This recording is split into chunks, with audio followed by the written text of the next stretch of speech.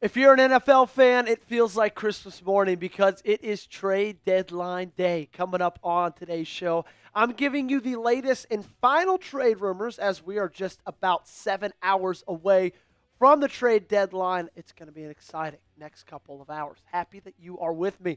Make sure, if this is your first time, that you subscribe. We're doing a trade deadline sub battle against our rival channels here at Chat Sports. It starts today, it ends today, and I need you guys to help me out. Also, subscribe because we're going to be live at 12 p.m. Central Time, live for 3 hours, talking all NFL, talking anything Packers, so make sure you join us then as well. Let's get started with the rest of the content.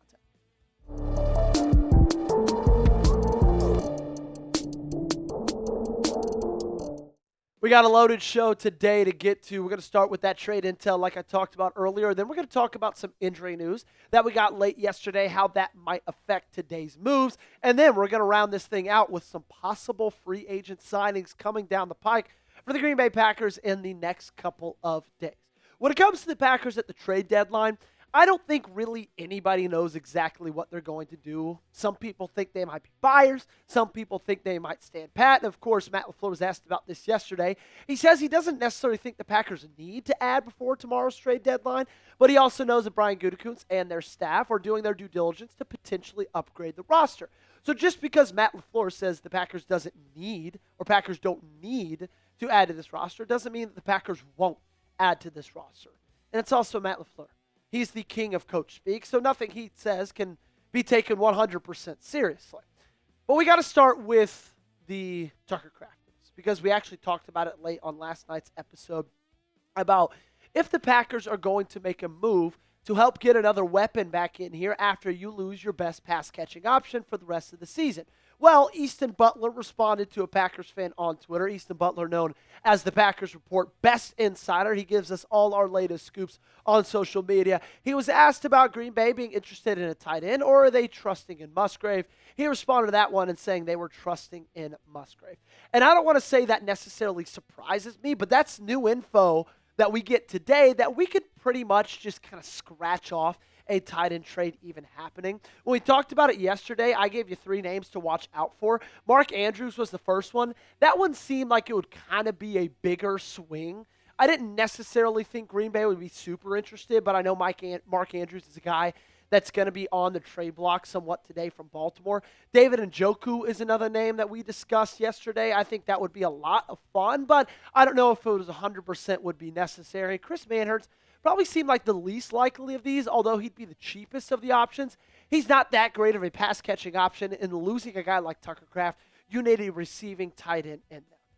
However, a couple of other Packers insiders believe there's differing opinions. A Titans guy, said that Chig Okonkwo and the Green Bay Packers are looking like a great trade deadline fit. And then Eli Berkowitz quoted that and said, Chig Okonkwo and David Njoku are essentially the only tight ends I think makes sense for the Packers right now. Either could be a day 3 pick, and I'd happily make that deal. And I'm kind of in agreement with Eli in that one. If you're able to swing David Njoku for a day 3 pick, guys, I think I would do that right this instant, okay? Tucker Kraft is a massive, massive loss for this offense. You're not going to be able to replicate his production with anybody because I think we all feel like he might be one of the best tight ends, if not the best tight end in the National Football League. He was having a breakout season. It's a shame it got cut short. But losing him, having a guy like Matthew Golden be day-to-day, still not having Jaden Reed, Christian Watson only a couple of games back from his ACL tear, and he's dealing with a head thing as well. It's like there's a lot of uncertainty right now with your weapons offensively. If you can get a Chig Okonkwo or if you can get a David Njoku for a day 3 pick, guys, I'll tell you this right now, I am listening to that. There is an injury update we got to give you guys that I think will affect some things today. Easton Butler tweeted this out late last night. That Nate Hobbs is expected to miss at least the next 2 games with a grade 1 sprain of his MCL per Ryan Wood. And I don't think this affects Green Bay too much given the fact that Nate Hobbs just hasn't played a lot over the past couple of games because they went ahead and put Carrington Valentine in his spot because they believe that he'd give this team a better chance to win. And Carrington Valentine has done much better than Nate Hobbs. But we all know that they paid a lot of money for Nate Hobbs. 4 years, $48 million. I don't think they're fine with him just riding the bench for the rest of the season. I think they'd like to see him back in his natural slot at that slot cornerback position. So I would not be surprised if Green Bay ended up adding a cornerback today. Some cheaper cornerback options to monitor: Alontae Taylor, Reek Woolen, and also Cam Taylor-Britt. I think that's another person you got to keep your eye out on for today. I know the New Orleans Saints are going to be sellers over the next 6 hours, and we also know that Reek Woolen has been on the trade block over like the last over like the last month and a half, okay? I think Alontae Taylor would cost a little bit more than Reek Woolen just because he's younger. However, Reek Woolen would cost you more if you end up trading for him just based on what his salary is right now. But I think Reek Woolen will be a really good fit in Green Bay, and from what we heard from Diana Rossini just a couple of days ago, we know the Green Bay Packers have been calling on quarterbacks. Drop a name for me. Name someone you think the Packers should trade for down below in the comment section, okay?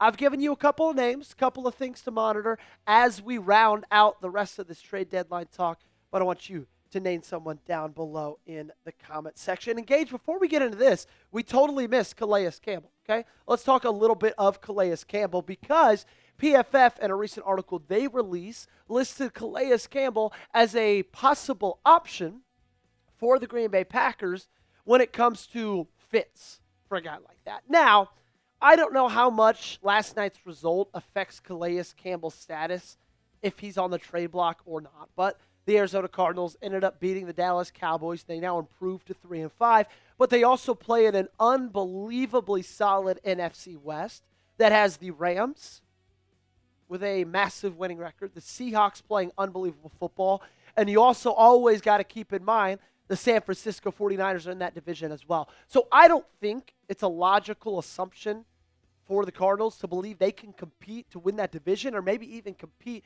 to get into the playoffs, just given how hard and how top-heavy the NFC is right now. So I would not be surprised if Calais Campbell ends up on the trade block, and we know from NFL insiders around the internet that he is being listed as a possible fit with the Green Bay Packers. And look, they really, really struggled defending Rico Dowdle and the run against the Carolina Panthers, okay? That was the biggest, deficit in their defense on Sunday.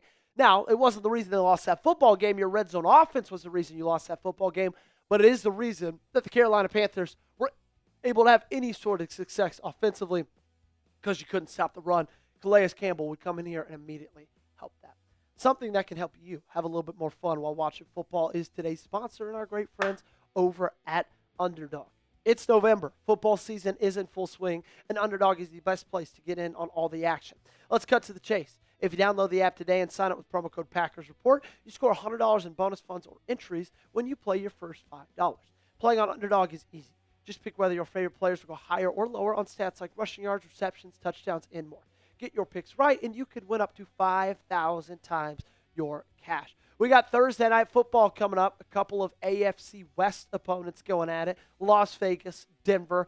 I think Denver's going to absolutely smoke them. I think Denver has an unbelievable defense, so that's why I'm going to take the higher on Geno Smith interceptions thrown. I'm also going to take the lower on Ashton Genty rush yards, and I think Denver's going to just run all over them. Give me the higher on J.K. Dobbins 70.5 rush yards as well.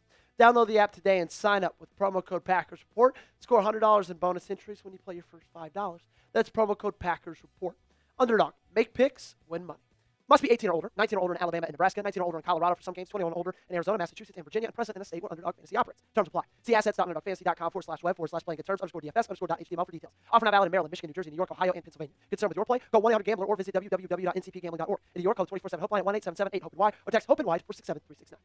We're going to round things out with the free agent signing I teased earlier. Jeremy Fowler tweeted out late last night or late yesterday evening saying free agent cornerback Asante Samuel Jr. cleared to play, talking with several teams and could take visits this week. And we have known for a while that the Green Bay Packers have been interested in Asante Samuel Jr. and Easton Butler just kind of, confirms our suspicions. He said, I can confirm Green Bay is very interested with Asante Samuel Jr. and will plan a workout. This, in my opinion, seems pretty likely to me, and this is the reason that I feel like they might not end up trading for a cornerback because they believe that Asante Samuel Jr. might be their answer at that position, and he could come at a cheaper price given the fact that you wouldn't have to trade for him. You could just sign him as a free agent, and I can promise you this, he's not going to cost you a ton. You'd probably sign him for a 1-year deal, or I guess a 7-game deal, make him a free agent again at the end of the season, kind of put him on a prove-it contract. If he's great for you, great. He'll get paid next offseason. Maybe you even want to keep him around for the next offseason, but if he doesn't do great, you're not going to risk that much, okay? So I think that kind of goes into my dream deadline day, which we find ourselves right now. Don't give up anything more than a 5th round, because I don't know if there's anything right now that's going to be worth more than that. I feel like right now you're going to just be overpaying, and you've already given up your 1st. I'm not interested in getting up anything higher than a 5th. See if you can get something for Enigbari. He's so buried in that depth chart. I get it. Lucas Van Ness is dealing with an injury right now. He's going to be back at some point, and then you got to go through Micah Parsons, Rashawn Gary, Lucas Van Ness, and then you get to Kingsley Enigbari. Add to the interior of the defensive line either Calais Campbell or Sebastian Joseph Day, a Titans defensive line we've talked about before on this show, and then sign Asante Samuel Jr. sometime next week or the weeks after that. So that way you fix your problem on interior defensive line, you fix your problem at cornerback, and boom, you are off to the races. That's going to do it for today's show. Make sure you guys follow me on social media. If a Packers trade happens, I'm going to have it covered there before we have it covered here. And also remember to subscribe and join us noon. That's when we're going live for the NFL trade deadline. I hope you'll be there. It's going to be a ton of fun. Sup right now, and we'll see you later.